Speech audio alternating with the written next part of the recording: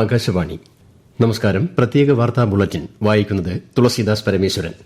ത്രിരാഷ്ട്ര പര്യടനത്തിന്റെ അവസാന പാദത്തിൽ ഒമാനിലെത്തിയ പ്രധാനമന്ത്രി നരേന്ദ്രമോദി ഒമാൻ സുൽത്താനേറ്റ് രാഷ്ട്രത്തലവൻ സുൽത്താൻ ഹൈതം ബിൻ താരിഖുമായി കൂടിക്കാഴ്ച നടത്തും. ഇന്ത്യയും ഒമാനും തമ്മിലുള്ള സമഗ്ര സാമ്പത്തിക പങ്കാളിത്ത കരാർ ഇന്ന് ഒപ്പുവയ്ക്കും. ജോർദാൻ, എത്യോപ്യ രാജ്യങ്ങൾ സന്ദർശിച്ച ശേഷമാണ് പ്രധാനമന്ത്രി ഒമാനിൽ എത്തിയത്. പാർലമെന്റിന്റെ ശീതകാല സമ്മേളനം പുരോഗമിക്കുന്നു. മഹാത്മാഗാന്ധി ദേശീയ തൊഴിലുറപ്പ് പദ്ധതിക്ക് പകരമുള്ള റോസ്ഗാർ ആജീവിക മിഷൻ ബില്ലിന്മേലുള്ള ചർച്ചയ്ക്ക് കേന്ദ്ര കൃഷിമന്ത്രി ശിവരാജ് സിംഗ് ചൌഹാൻ ഇന്ന് ലോക്സഭയിൽ മറുപടി നൽകും.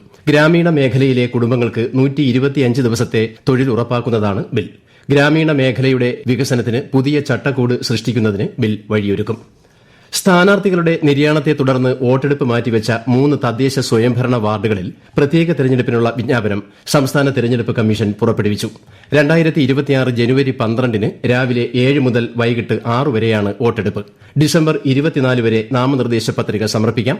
ഡിസംബർ 26 സൂക്ഷ്മ പരിശോധന നടക്കും. സ്ഥാനാർത്ഥിത്വം പിൻവലിക്കുവാനുള്ള അവസാന തീയതി ഡിസംബർ 29. വോട്ടെണ്ണൽ ജനുവരി 13. മലപ്പുറം ജില്ലയിലെ മൂത്തേടം ഗ്രാമപഞ്ചായത്തിലെ പായിമ്പാടം, എറണാകുളം ജില്ലയിലെ പാമ്പാക്കുട ഗ്രാമപഞ്ചായത്തിലെ ഓണക്കൂർ, തിരുവനന്തപുരം കോർപ്പറേഷനിലെ വിഴിഞ്ഞം എന്നീ വാർഡുകളിലാണ് പ്രത്യേക തിരഞ്ഞെടുപ്പ് നടത്തുന്നത്.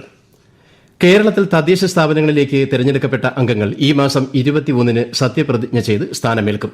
ജില്ലാ പഞ്ചായത്തുകളിലും കോർപ്പറേഷനുകളിലും ജില്ലാ കളക്ടർമാരുടെയും ബ്ലോക്ക് ഗ്രാമപഞ്ചായത്തുകളിലും മുനിസിപ്പാലിറ്റികളിലും വരണാധികാരികളുടെയും മുൻപാകെ അതത് തദ്ദേശ സ്ഥാപനങ്ങളിലെ മുതിർന്ന അംഗമാണ് ആദ്യം സത്യപ്രതിജ്ഞ ചെയ്യുന്നത്.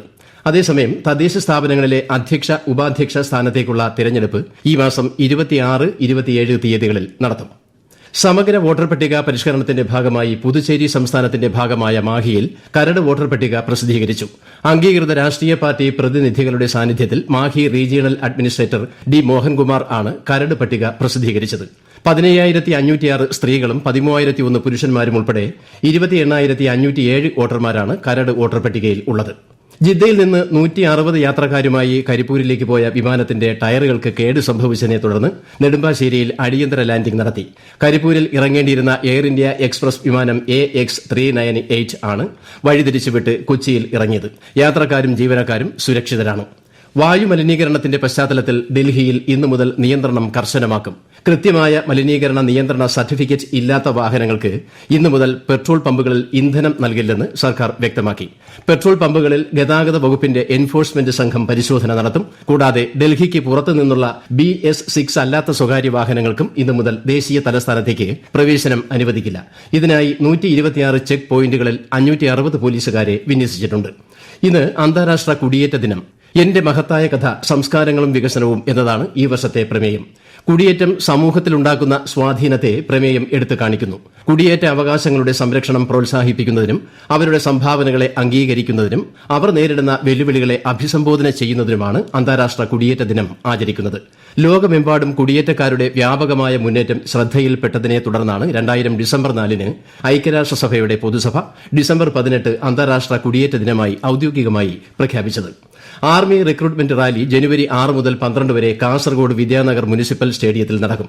കാസർഗോഡ് മുതൽ തൃശൂർ വരെയുള്ള 7 ജില്ലകളിലെയും ലക്ഷദ്വീപ്, മാഹി കേന്ദ്രഭരണ പ്രദേശങ്ങളിലെയും 4500 ഉദ്യോഗാർത്ഥികൾ റാലിയിൽ പങ്കെടുക്കും. ജനുവരി 6 രാവിലെ 3 മണിക്ക് റാലി ആരംഭിക്കും. ഓൺലൈൻ പരീക്ഷയിൽ തെരഞ്ഞെടുക്കപ്പെട്ടവരെയാണ് റാലിയിൽ പങ്കെടുപ്പിക്കുന്നത്. വിനോദസഞ്ചാര മേഖലയിൽ മികച്ച വെൽനസ് ഡെസ്റ്റിനേഷനായി കേരളം. ട്രാവൽ പ്ലസ് ലെയ്ഷർ ഇന്ത്യയുടെ 2025 ബെസ്റ്റ് അവാർഡ് പട്ടികയിലാണ് കേരളം ഇടം പിടിച്ചത്.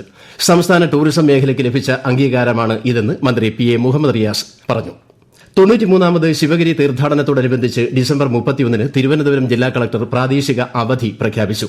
ചിറയൻകീഴ്, വർക്കല താലൂക്ക് പരിധിയിലെ എല്ലാ വിദ്യാഭ്യാസ സ്ഥാപനങ്ങൾക്കും സംസ്ഥാന സർക്കാർ സ്ഥാപനങ്ങൾക്കും അവധി ബാധകമാണ്. മുൻ നിശ്ചയിച്ച പ്രകാരമുള്ള പൊതുപരീക്ഷകൾക്ക് അവധി ബാധകമായിരിക്കില്ല. ഈ മാസം 30 മുതൽ ജനുവരി 1 വരെയാണ് ശിവഗിരി തീർത്ഥാടനം. VC നിയമനത്തിലെ ഒത്തുതീർപ്പിന് പിന്നാലെ കേരളയിലും സമവായം. കേരള സർവകലാശാല രജിസ്ട്രാർ അനിൽകുമാറിനെ മാറ്റിക്കൊണ്ട് സർക്കാർ ഉത്തരവ് പുറപ്പെടുവിച്ചു. ശാസ്താംകോട്ട DB കോളേജിലേക്കാണ് മാറ്റം. കേരളത്തിൽ SIR-മായി ബന്ധപ്പെട്ട് ഇന്നലെ വൈകിട്ട് 6 മണിയോടെ ഡിജിറ്റൈസ് ചെയ്ത ഫോമുകളുടെ എണ്ണം 2,78,48,827 ഉയർന്നതായി മുഖ്യ തെരഞ്ഞെടുപ്പ് officer doctor Rathan U Kelkar. ഇത് മൊത്തം വിതരണം ചെയ്ത ഫോമുകളുടെ 99.99% ആണ്. പ്രത്യേക വാർത്താ ബുള്ളറ്റിൻ കഴിഞ്ഞു. അടുത്ത വാർത്താ പ്രക്ഷേപണം 12:30.